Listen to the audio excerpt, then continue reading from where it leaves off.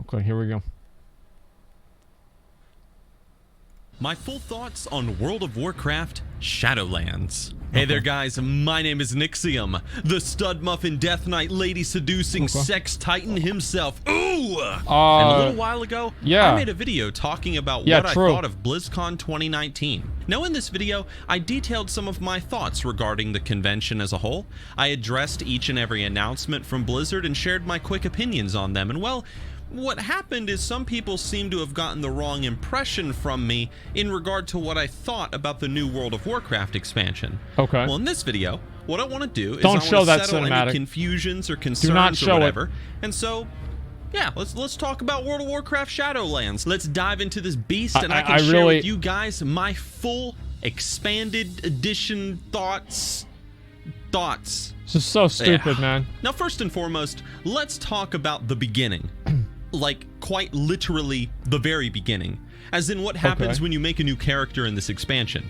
Right. Now, for years, I have been talking about how I feel that the level cap in WoW has gotten way too high. Yeah. I've made so many videos about that subject. It's like a barrier to entry. And the responses that you all had to those videos was awesome, to say the least. Now, for us veteran players, 120 might not be such a big deal, but for some little nooblet who is stepping into the game for the first time, seeing such a high level cap, it might deter them from committing to the game fully. They'll think that it's just going to take too much time to get to cap, and they're going to be, you know, too far behind everybody else. They're not going to commit. Hey, a brand new player is not going to understand the game at all. Don't forget that. They don't understand how long it takes to level. They don't know.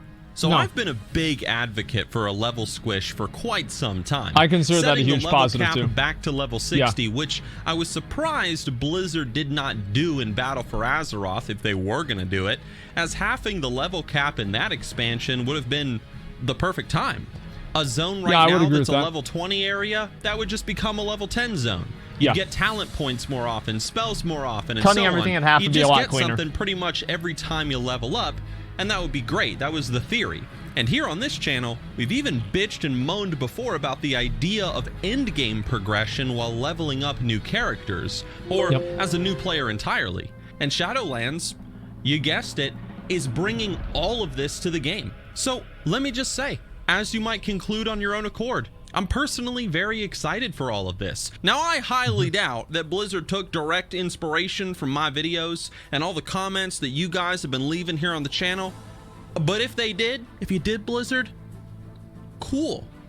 I think that would show just how much influence we as a community have over the future of the game. So, guys, I hope so, yeah. That'd be fucking great. Keep sharing ideas on your streams and keep leaving comments. I think it does matter. Like, unironically, I think that what players are saying to Blizzard and everything, it absolutely does fucking matter. 100% it fucking matters. Devs could always be listening, and I love you guys for it. Yeah. But Blizzard took it a step further with a new area called Exile's Reach. This is a new starting zone in the game that will take you from level 1 to level 10. Now, after you complete it and you've learned how the game works, you then get to choose any time period of WoW you want to level to 50 in. This is a much better experience. Shadowlands, I totally agree with which will this. take you to level 60 with its content. This is much better. You want to level from 10 to 50 in Wrath of the Lich King? Do it. Do it. Pandaria, there it is. You got it. Don't do Battle that. For Azeroth, do not do that. You're covered there too, buddy. Now this is, in my opinion, one of my favorite features about this expansion. Level it is 10 not too Ashbringer. Crazy or flashy, but for those of us who are veteran players that have leveled through Outland a million times in the Cataclysm zones, and this choice system is a freaking godsend. It probably won't mean all that much to I feel like for me, like, it won't matter a whole lot because I'm just going to do the exact same shit that I always did. I will go to whichever one is most efficient, and I will do that until I hate the game. New players that will try out the game after Shadowlands release, but for us, it's going to be pretty damn cool, I think. And hey, as an honorable mention, who doesn't love the idea of greater character customization? I mean, come on. I don't need to say anything really about that because we're all hyped for it. I'm hyped for it.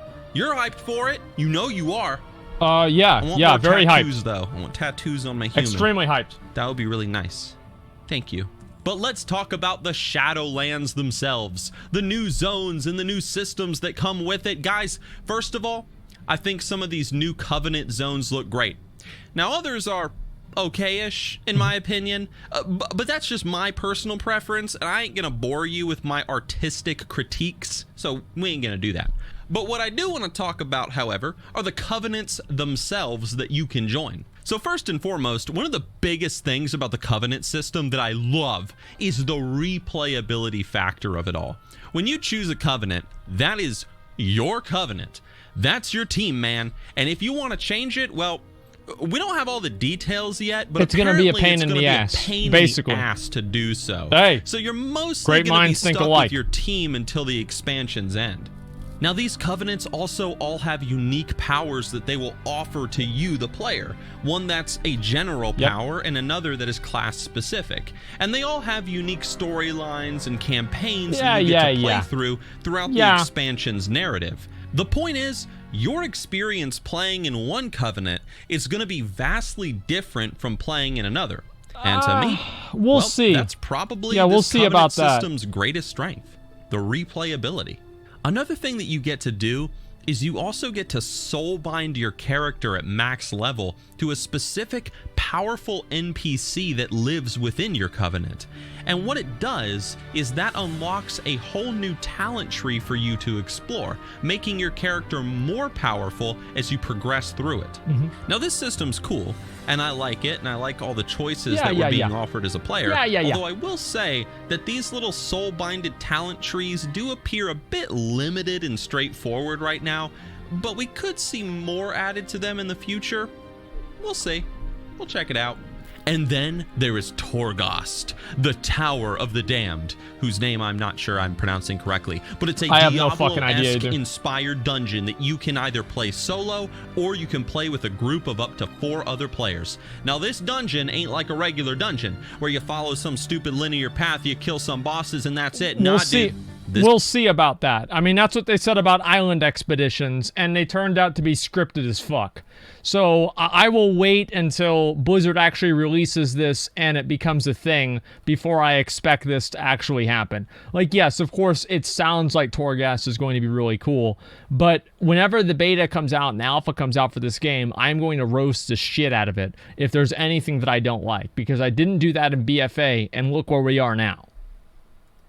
This is a dungeon that's going to mix things up on your ass. Sometimes you go into it and you're facing one type of mobs. You're encountering these types of traps and going down this particular route. But another time you go in, you're going to be facing entirely new mobs, new traps, and following a completely different path. The point is, the dungeon is meant to be super replayable, and as you scale higher and higher into the tower, it becomes more and more challenging. Now, this is something I really can't form my full opinions on, as I need to play test it first. I got to get my hands on it. But in theory, it sounds really interesting and is one of Shadowlands' highlights. In theory, for me. I agree with that. One of the things I'm most excited We'll see what the practice is, though. You can probably see a recurring theme here. Replayability. This is good. I like this. But we also need to talk about legendaries, because Blizzard is handling them completely different in this expansion. You see, in Legion, there was this horrible system of how legendaries would just randomly drop here and there, giving you, the player, some random-ass boost to your power. See, you guys that just came in for Classic, like, you guys weren't there for this bullshit. But what used to happen is that in Legion, you would kill anything in the fucking game, and it could give you a literal legendary that would make you, like, it was the best in slot item in the game. It was straight up fucking ARPG bullshit. In WoW. It was the worst thing ever. I still can't believe they did that. I really can't. Some sucked, but Blizzard learned, and now in this expansion, we are getting an entirely new way of getting these bad boys. And how do we do it? Get ready for a little bit of classic inspiration, my friends, because we're gonna forge them. That's right. Now, you're not necessarily always going to go to a blacksmith to forge your legendary or whatever, but professions do come into play. No matter what profession you have, you will be able to craft these base pieces of a legendary, combine them, and then forge yourself your very own sword, I'm not sure how this is going to go, or whatever Blizzard has in mind. Or while you're adventuring out in the Shadowlands, you're going to find trinkets, items, and other little doodad things that can be turned into legendary gear. Look at Phase 2, it's going to be forge great. Where Frostmourne and the Helm of Domination were crafted. So all in all, you're going to have complete control over what legendary you make using what pieces you find. Choose the stats, choose the cool powers it can offer you. This is a much more interesting system than Legion's and BFA's legendary system. We'll see. I hope so, though. At least in my opinion. I like the legendary system in BFA. BFA. Something that's very near and dear to my heart. In my opinion, it is one of the most beloved things coming out with this expansion. And that's more class identity. Blizzard has clearly learned a lot from Classic WoW's release. Yeah, I agree. How many people are playing it and just how much hype it still has behind it. And so it's no wonder that Classic WoW is affecting the next expansion amazingly. To really sell that fantasy of playing your class, Blizzard is bringing back so many of the old class-defining abilities that were lost over the years in World of Warcraft. Remember your totems as a shaman? They're coming back. Paladin auras, rogue poisons, warlock curses, a whole lot more. Remember Death Coil, Ursol's Vortex Consecration, Frost Shock, Raised Dead. It was amazing. Yeah, how about that? Retail saved. Back too, man. Retail saved. Even Ritual of Doom. Here's the thing, guys. I still stand by what I said in the last video where I mentioned that this expansion really doesn't have a whoa, oh my god factor when it comes to the Shadowlands. There's no new class to change things up. It is. There's no new crazy system that's going to change the way we play the game or whatever. But what we are getting is what we know works. Blizzard seems to be focused first and foremost with introducing new players to the game in fun and exciting ways. That's good. We need the population to grow, and we need new players for that. They're introducing more character customization. They're determined to create a lot of replayability with the Covenant system. They are making legendaries fun and interesting again, and they are bringing back class identity with adding many forgotten spells back into the game. And do you know what all of this has in common? They're giving us back everything that they took away, so let's all stand around and celebrate how great Blizzard is for giving us the things that we never wanted to lose, but they took away anyway for an arbitrary period of 4 or 5 years that they are now returning to add back in as content to regain the favor of the player base. Woo! That's great. I mean, listen, guys, obviously it's not ideal that they're doing it like that, but fuck it. If that's what they're going to do, I'm fine with it. The player base is going to love it. Yeah. It's what is tried, true, and tested, and we're getting it all in the Shadowlands. To someone who's going to try WoW for the first time during this expansion, craftable legendaries won't mean that much, nor will being able to choose what expansion you want to level in.